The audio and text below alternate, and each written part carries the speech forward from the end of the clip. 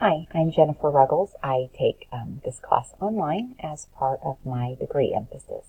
I'm working on an interdisciplinary studies degree with an emphasis in CIT and a minor in English. My goal for that, for future book development, is really I want a master's degree in library sciences, which is increasingly digital. So I think it will serve me in that future career.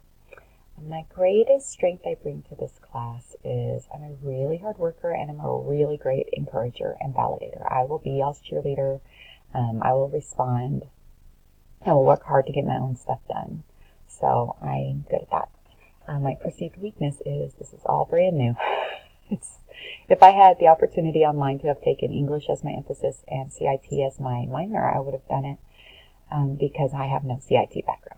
However, I have enjoyed every single one of my CIT classes. I get good marks, but it's all brand new. I learn line upon line, so I'm pretty basic that way, and I need a lot of instruction when I'm beginning something.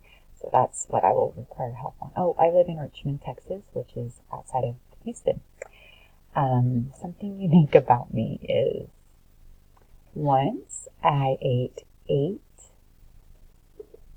ice cream fudge bars in one sitting after lunch, just to see how many I could do. And they were free.